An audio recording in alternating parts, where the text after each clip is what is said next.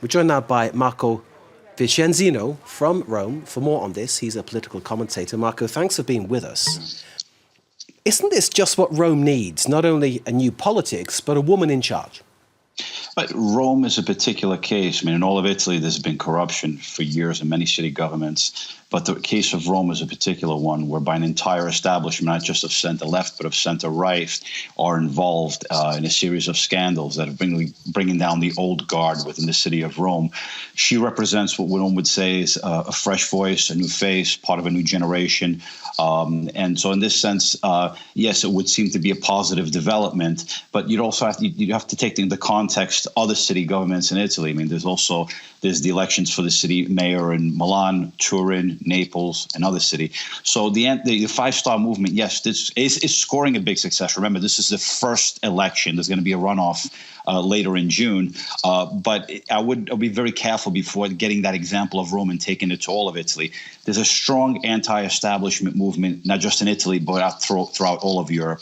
Renzi himself is not immune to this anti-establishment movement. He needs to wake up in many ways and begin when he first became prime minister, he began what was considered to be a very healthy series of reforms. Somewhat in certain ways have become stuck, but he has to regain the initiative after this round of mayoral elections.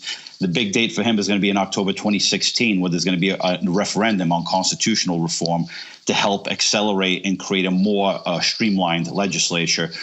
If he loses that, he's promised to resign. That's a few months from now. But for now, one needs to also take into consideration the outcome of the next round, of the final round of these elections coming up at the end of June. So the Virginia Raggi factor, you're saying it's not indicative of a wider change in Italy? No, it is indicative. There is an anti-establishment movement. There are anti-establishment parties throughout. Look at Spain with the far left, Podemos, far right in France, or with the National Front. In England, you also had the far right with UKIP. In Germany, you're beginning to see the rise of a far right and a traditional far left. So what I'm saying is that Italy is not immune from it, but the city of Rome is a particular dynamic at play. But that's not to say that the rest of Italy, the five-star movement, now remember, has become the second largest party in Italy. This is a party that's calling for a referendum of Italy's involvement in the euro, which was something that was just unheard of a short time ago.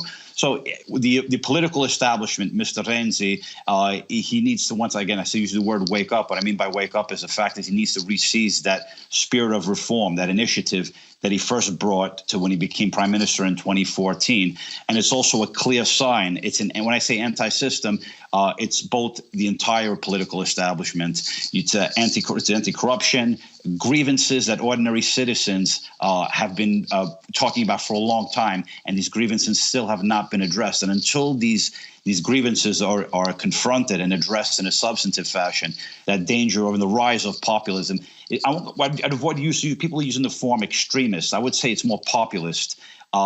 Parties like the five-star movement, not just in Italy, but their sort of sister parties throughout Europe, will increasingly gain more electoral victories if the mainstream parties are not living up to real reform. Marco Vicenzino, thank you so very much for joining us. As Marco says there, it is the first round of voting. And of course, the second round due later in June when the fate of the mayor of Rome is decided. But presently, Virginia Raggi very much in control. And of course, she from the five-star movement, as Marco pointed out. That